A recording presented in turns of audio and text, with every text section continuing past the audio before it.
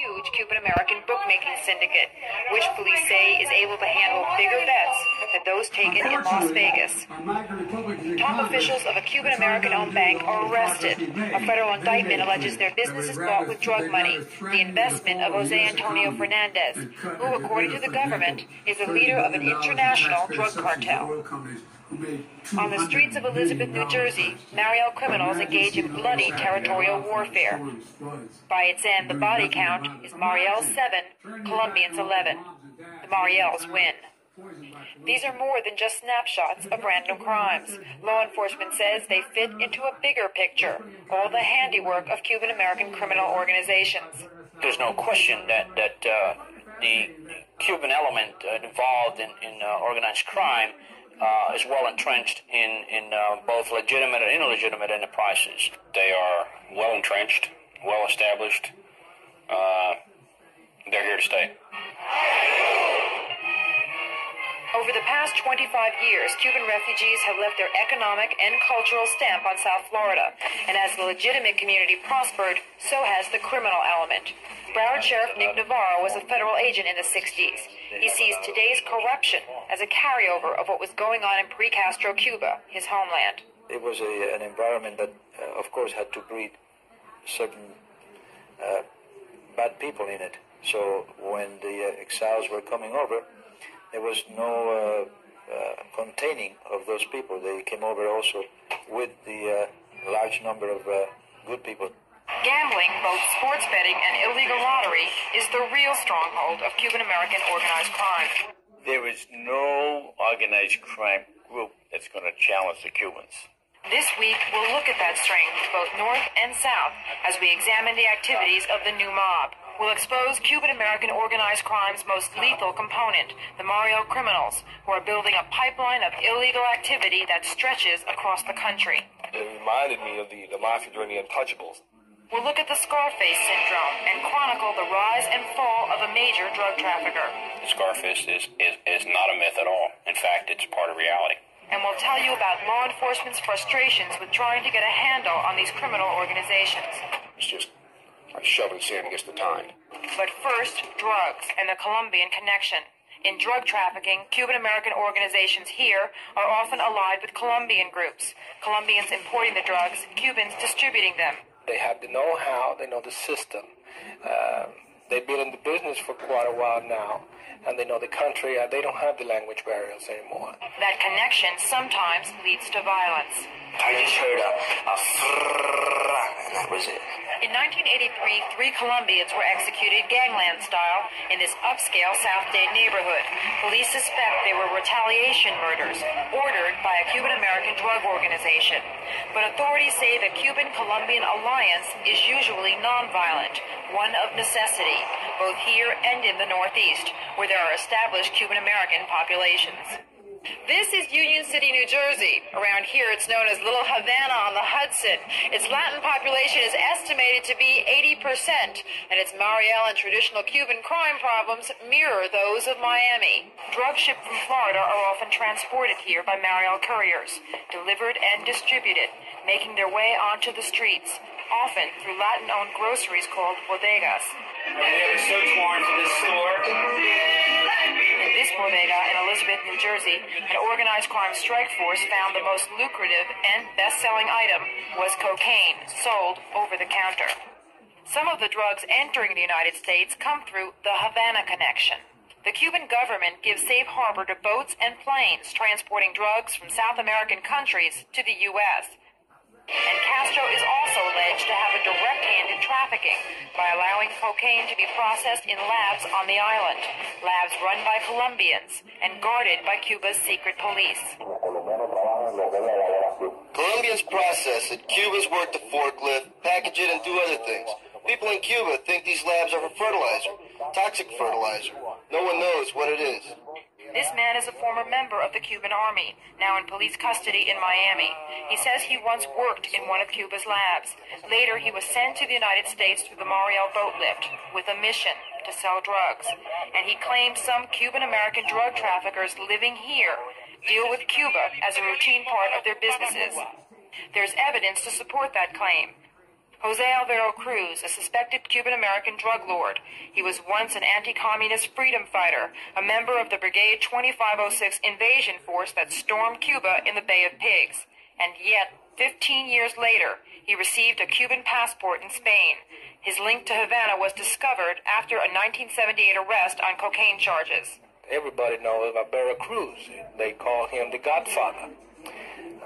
He probably was the best-known smuggler. The government later alleged Alvaro Cruz had been living a double life as a middle-class business owner in Miami and as a jet-setting multimillionaire in Spain, all from the profits of his drug trafficking. Cruz is now in jail on tax evasion.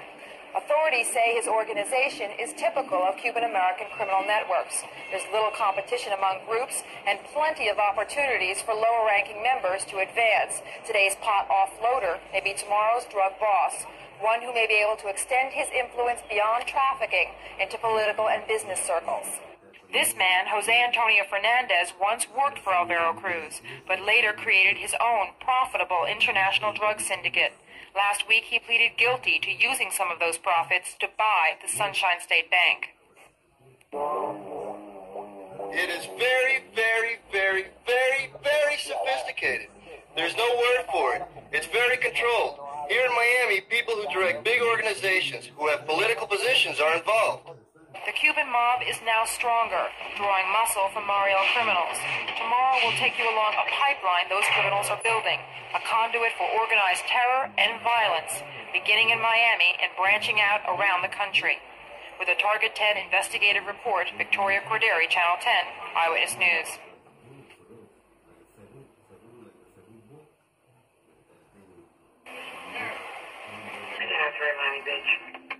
Two of these Mariel refugees are convicted felons. On this day, they are hanging out on Miami Beach, but authorities say they may soon be on their way to Union City, New Jersey, or some other point north, traveling along a criminal pipeline created by Mariels in the wake of the 1980 boat lift.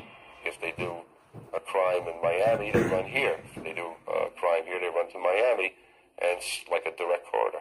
The pipeline works like this. Mariel criminals in South Florida stay in contact with colleagues in the New York, New Jersey, Pennsylvania area. When they've committed a crime here and need to get away, or when there's work available, a fencing operation, drug running, even contract murder, they travel up north in this freelance network, always moving, difficult to pin down, and, by all accounts, deadly. I would describe them as cowboy type. Wild Wild West, shoot them up, don't really care for any bystanders that were around. So death is nothing. If they have to kill someone, that's too bad. If they get killed, so be it. Intelligence shows the pipeline extending to Kansas City, Las Vegas, New Orleans, and Los Angeles, but the main area of circulation remains the north-south connection. It is the first sign of how Mariel criminals have evolved since the boat lift. Official estimates of the number of criminals recently were revised upwards. As many as 25,000 refugees are involved in criminal activity, several hundred thought to be agents sent by the Cuban government. However, many in law enforcement admit we really have no idea how many hardcore Mariel criminals and Cuban government agents are operating here. Even Cuban undercover agents have a difficult time infiltrating groups of Mariel criminals. They're seen as a secret subculture, relying heavily on the supposed magical powers of the Afro-Cuban religion Santeria, buying potions in shops called botanicas. Potions they believe will protect them from police and make them invulnerable to bullets. The criminals use an astounding number of false IDs and aliases, frustrating police with their street savvy. And I think that we're going to pay the price for that savvy as the years go by, as they get smarter about crime. If the police don't take care of this problem, we're going to be overrun with crime. By 1984, Miami police uncovered evidence we had begun to pay the price. Mariels were organizing into gangs, using sophisticated weaponry and taking big risks, even ripping off drug dealers. The biggest risk you can take in life is, robbing a narcotics dealer. If he catches you, you're dead. That fearlessness made them prime draft choices as hitmen and soldiers for established Cuban and Colombian criminal organizations. Prisoners we spoke with say the Mariels feel used by the established traffickers. They work with Cubans who have been here a while. Mariel's coming from Cuba, never having seen $1,000, hear them say, I'm going to give you $1,000 to kill this person or to go to Colombia. In Cuba, someone with $1,000 is a millionaire. They more or less taking these people into their organization. Better to have them with you than against them. New York City is up against a Mariel crime wave that's produced 15,000 arrests in 4 years, many from South Florida. They all have, when they're arrested, they all have telephone books with 305 area codes, which is Miami. This blighted area used to be the center for Mariel criminal activity in the Bronx. They not only lived together, but they were so close-knit they even moved together. At least 30 Mariel criminals who once lived here on Harrison Avenue one day took off to this place, Harrisburg, Pennsylvania, 180 miles away. Some in law enforcement refer to this as the Cuban Alps. It's where Mariel criminals come to find safe haven along the pipeline and have created a small but dangerous community. During the investigation of a violent armed robbery, Harrisburg police came upon the Harrison Avenue gang. In this unlikely setting, 125 Mariels have been arrested for 481 crimes in 3 years. They're really good at being bad. They're really good at it. They don't play around. Harrisburg is near Indiantown Gap, the former site of a Mariel internment camp. That and the city's strategic location have made it an attractive hideout for fugitives. We're 4 hours away, not even 4, probably 3.5 hours from New York City. 4 hours from Pittsburgh, within an hour and a half from Philadelphia, Baltimore, Washington, D.C. And several hours from Union City, New Jersey, where Mariels are credited for a surging crime rate, where street deals are a common sight, even in the frigid cold. Or from nearby Elizabeth, New Jersey, where Mariel Colombian territorial warfare alerted police to the new threat on the streets. And there's the lookout. See him? Where? Yeah, right there, the first collar. Lookouts protecting bars where drugs change hands are a common sight on Elizabeth Street, says Detective Eddie Glassman. He's known there among Mariels as El Diablo, the devil. He says the criminal pipeline is clear-cut. Right now you're passing under the corridor, north-south corridor from Miami to New Jersey, New York, Route 95. So clear-cut, in fact, Glassman worked with Miami Beach police and solved 6 murders in Elizabeth and South Florida by pooling information. Miami Beach remains a hot area for Mariel crime problems, and there's evidence it may get worse. Sources say a protection racket is filtering through South Beach. Mariels allegedly extorting money from shop owners to safeguard their livelihoods in the neighborhood. Many in law enforcement say agreements with the Cuban government to take back several thousand hardcore Mariel criminals will have little overall impact on the pipeline because there are thousands more who are free on the streets and scattered around the country causing problems. Ones that, if left unchecked, may have violent consequences for the future. If they continue, we're going to have a whole nother mafia on our hands. Whole nother mafia.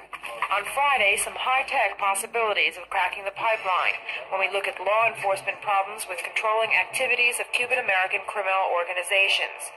Tomorrow, the chilling tale of Cheo Fernandez, one of the most feared drug traffickers in Dade County. With a Target 10 investigative report, Victoria Corderi, Channel 10, Eyewitness News.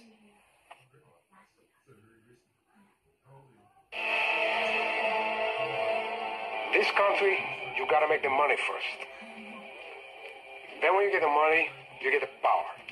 Scarface. Many in the Cuban community found the criminal rags to riches story offensive. But many in law enforcement say except for a dose of Hollywood melodrama, the fiction resembles the facts of life within Cuban-American organized crime circles. Look at the shopping centers. Look at the businesses. Look at the homes. Look at the yachts. Look at the cars. Look at the jewelry sales. And then look at the people who are buying these commodities and this type of merchandise. And I think you'll find that Scarface is not a myth at all. In fact, it's part of reality. Miami has had its share of twisted Horatio Alger stories, Cuban immigrants who have built criminal empires. One authorities point to as a classic case is a man who is both feared and respected in Miami's underworld. He came here from Cuba in the early 60s, so poor he's said to have picked tomatoes for a living. His name, Cheo Fernandez. And marijuana soon replaced tomatoes as his crop of choice. Authorities say Cheo started out as a pot offloader. He participated and have the intelligence to create his own organization. and become boss rather than the helper.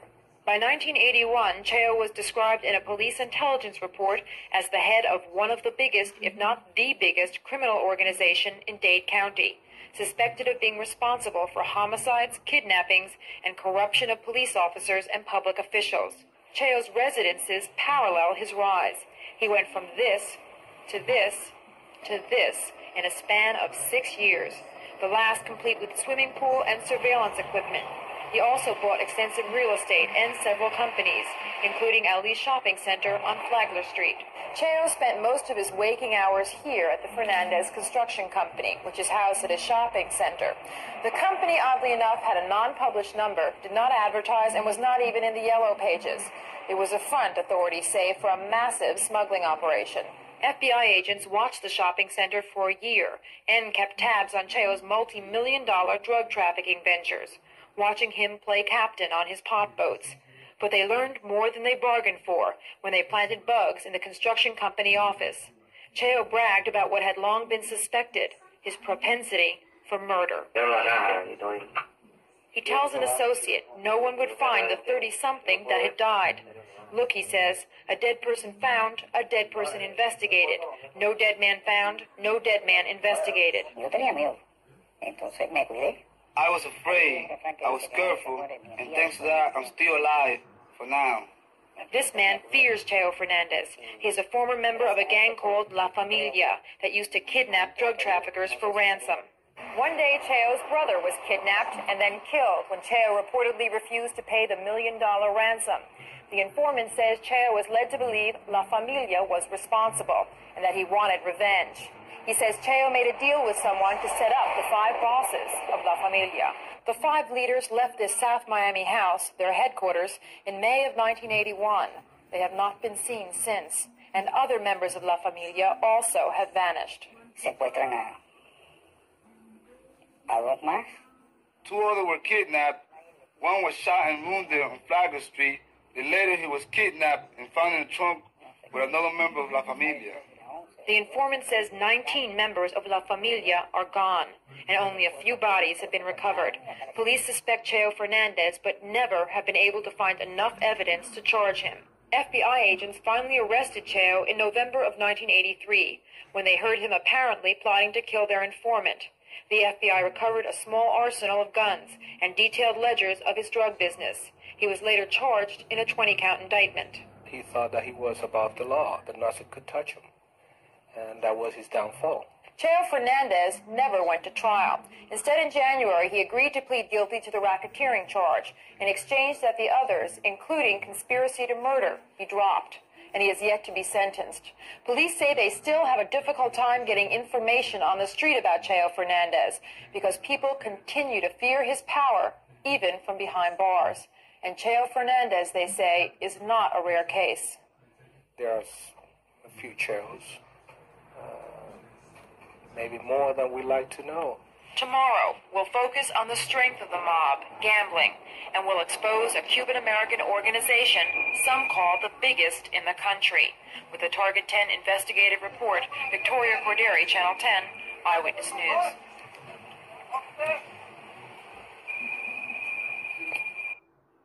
Can you talk to her about it? Man upstairs, please! This illegal lottery operation allegedly takes in $3 million a year, considered small time compared to most in Dade County. The average annual take in wagers for the large groups would be $5 million approximately. The smaller groups are down to about $1 million or $2 million a year. The take is considerably higher in this alleged sports betting organization, Lottery's wealthier cousin. Here, the high-rolling averaged $2 million a week. The sky was the limit in betting, and the sky fell 2 weeks ago when 11 were arrested, including the accused boss, Alfonso Ramos. The type of wagers he accepted would not be accepted in Las Vegas. Nobody could handle the payoffs out there. Paying over $6 million on one bet. In Dade County, authorities say illegal gambling, both sports betting and lottery, is controlled by Cuban-American organizations. Even in operations in Dade's black areas, the bet takers called writers may be black, but the bosses are nearly always Cuban. They have taken over a majority of black riders because of the incentive in giving more of profit to them. The Cubans are tougher than the ordinary mob, which you want to say LCN or mafia, whatever you want to. There is no organized crime group that's going to challenge the Cubans. Dallas businessman Bill Breen speaks from experience. For 2 decades, he's worked as an informant in numerous traditional organized crime gambling operations across the country. He helped take down the Miami-based sports betting network allegedly run by Alfonso Ramos. I say that he is the biggest in his own field of bookmaking. I don't believe I've ever seen a man that doesn't even hesitate to take action. And there was plenty of action. Breen says he bet $688,000 with Ramos in less than a month. He's seen here in his Dallas home last fall, phoning Little Havana, placing bets with Ramos' alleged organization, all of which he taped while on assignment for the Florida Department of Law Enforcement. Chicago's 2.5 and 44.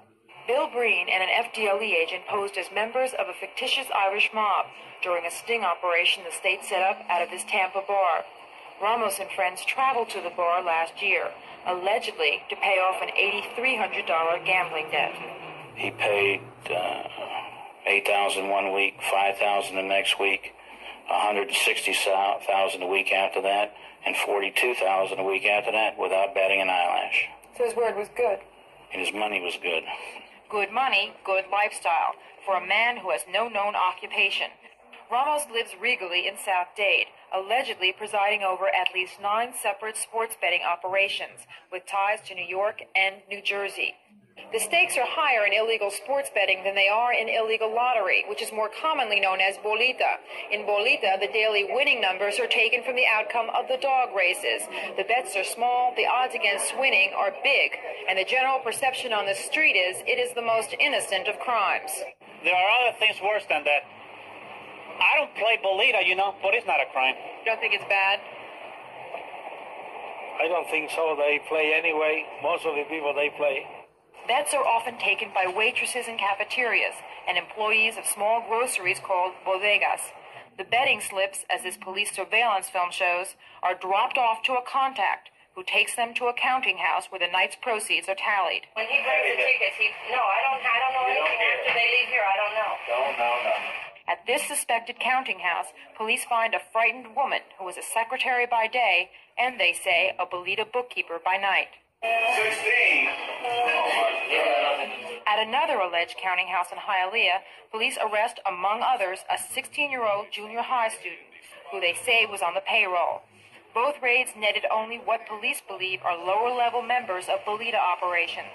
They are more concerned with arresting the bosses, many times a challenge. Some Cuban numbers operations are highly sophisticated. Take the case of Jose Toimillo. Police say he owned and controlled both sides of this block in Hudson County, New Jersey, which they say he used as a base for a multi-million-dollar lottery operation.